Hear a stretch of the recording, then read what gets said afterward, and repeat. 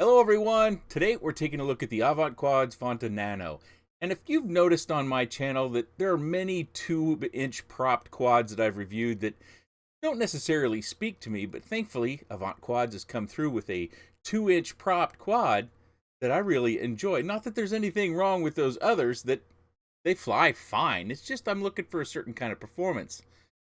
So let's take a look at this one. It's powered by 1103 7650 kV motors on GymFan 2023 props. Comes with a Runcam Nano 2 FPV camera, 13 amp 4-in-1 ESC, F411 flight controller with an OSD and a 2 amp BEC. The VTX is power switchable from 25 milliwatts to 100 milliwatts, all the way up to 200 milliwatts. Mine is the FR Sky version, so it has the AC900, which also does Futaba protocol. Linear or whip antenna for your VTX. TPU holding the antenna as well as the camera in place. Some of my favorite tape is holding down the motor wires. Yay! It comes with a battery lead secured to the frame like it should be. 2 screws hold on each motor. No screws for the props, which you really don't need them, but I did lose a prop in one of my crashes. You also get an Avant battery strap. I almost forgot to mention it. It does come with a capacitor. It's a 16 volt and 100 microfarad capacitor that is secured down with a little bit of heat shrink to the battery lead. You do get an extra battery strap with a metal buckle. You also get binding instructions for your receiver. In my case, it's this AC900 receiver. You can order it with extra props, you can get an extra base plate, you can get an extra lipo pad, you can get additional standoffs. It's got various options on the website. I'll have a link down in the video description to the Avant Quad's website for the Vanta 2 Nano. Bottom carbon plate's 3 millimeters thick. Top plate is 1.5 millimeters. I'm getting 102 millimeters motor post to motor post. It weighs just about 53 grams. I flew it on this GNB 450 milliamp 3S battery, which brings the weight up to almost 94 grams.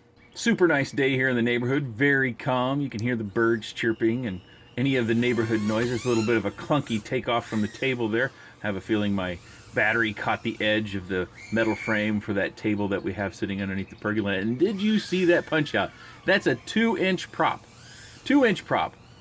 All the way up in the air like that. I was pretty impressed. Now, after you get deeper into the battery, of course, just like with every quad, as your battery starts taking a hit, the punch outs aren't as dramatic. But I do several. I do a power loop, which I kind of blow out and get the angle of attack wrong in this video. I also do a few of the things that I normally do when it comes to different moves in the backyard. And some of you might be wondering, well, it looks like all your trees are there. Well, we haven't gotten to that footage yet. The trees that are going to be cut down are the 2 on that back berm. They were pretty much being shadowed out by the fully matured trees around it, and those 2 trees in the middle of the yard that I oftentimes will do a figure 8 around. My wife kind of got irritated because of all the squirrels and stuff that were digging up the yard, and it mainly had to do with those 2 trees. So we had them taken out. They were also being kind of suffocated out, and it also kept the grass from growing, as you can tell, in those areas, because there's just too much shade and not enough. There's just too much shade, not enough sunlight. So we've made that sacrifice, and you'll see that coming up in the channel probably in the next week or 2.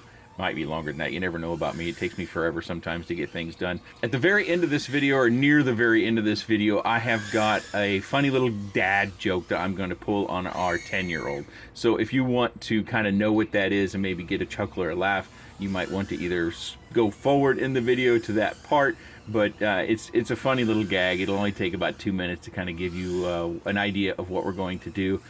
I don't know if I'll video record the gag when we do it.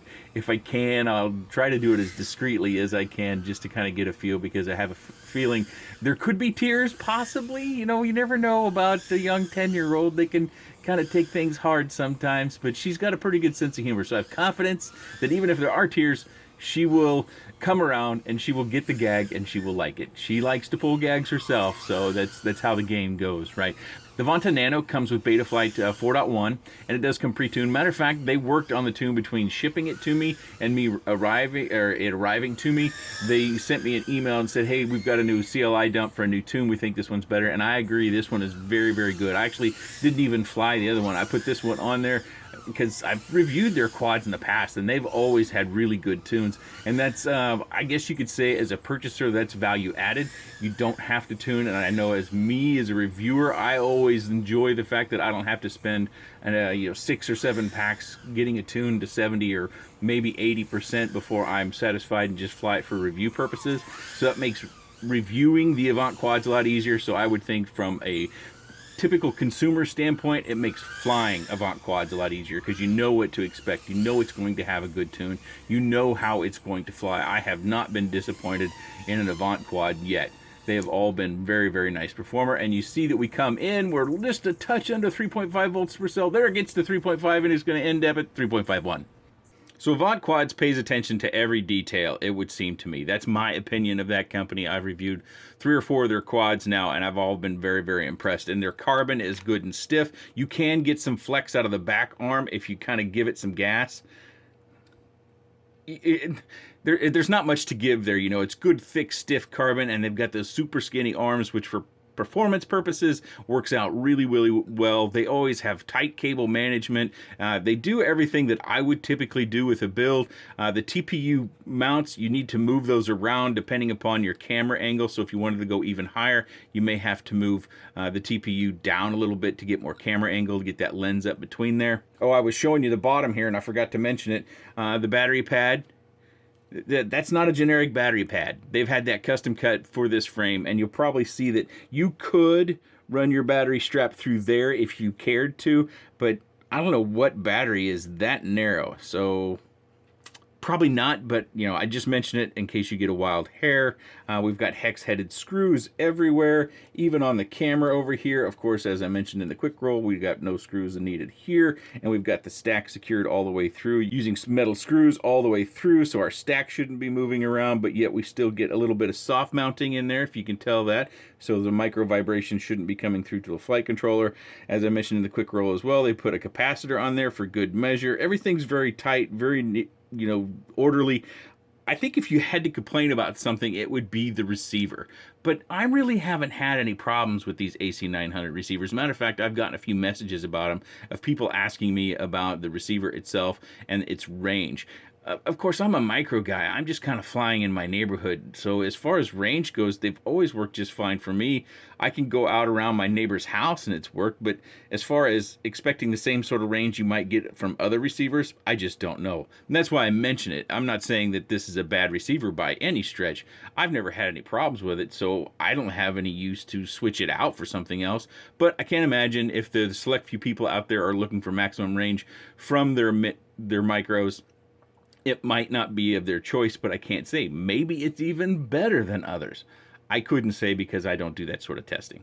And with that, the antenna placement right here, that might be one other thing you'd say, well, that's not very good. Well, you want to keep it away from that antenna. I've built a number of quads where my antennas were closer together, so I don't have a problem with this, but I'm really trying to stretch for things to complain about, because if you can't tell, Avant quads are good quality quads. They think things through all the way. I have not heard about anyone having a bad experience ordering from Avant quads. They just always work. If the Vanta Nano doesn't speak to you, they also have much larger quads. So if you're shopping for a 4-inch, a 5-inch, a 3-inch, various sizes and configurations, they have them all. I'll put a link down in the video description to the Avant Quads website. If you do place an order and you'd like for them to know where you came from, you could put in the text box on the order form NBFG, that's Nancy Boy Frank Girl, and then they know that you were referred to their website and their products from this channel, and I would sure appreciate it as well. Helps to fund the channel a little bit so I can buy stuff and bring it to the channel and show you and give it a thumbs up or a thumbs down. If you have any comments, questions, suggestions, or otherwise, please let me know in that section down below. I appreciate your time. And thanks for watching. So oftentimes in the channel, my shirts or kind of the surroundings, they get comments. So I wanted to share with you my Emu Flight shirt. Bird is the word. Hopefully that's not backwards. Pretty cool t-shirt. I bought this. Not a freebie. Also, many of you know our youngest child is 10 and she loves unicorns, so we're going to pull a gag on her. Mom has got a tank top that says I'm magical on it, and it's got a picture of a unicorn. Well, I kind of thought that maybe the rest of us should get unicorn t-shirts, and then we'll all wear them. She'll be the only one without a unicorn t-shirt on. So we went out and we bought, this is the dad unicorn t-shirt here. This is Dadacorn, if you can't read that. This one's still in the package. It's for our 15-year-old. It says Save the Chubby Unicorn. It's got a picture of Rhino on it. It's pretty funny stuff. This is pretty similar to what my wife has, but hers is a tank top and it's in blue. So this is for the 12-year-old. It also says I'm magical. So we're all going to wear those this weekend. And I'm sure she's going to look around and she's going to see all of us with these unicorn type shirts on.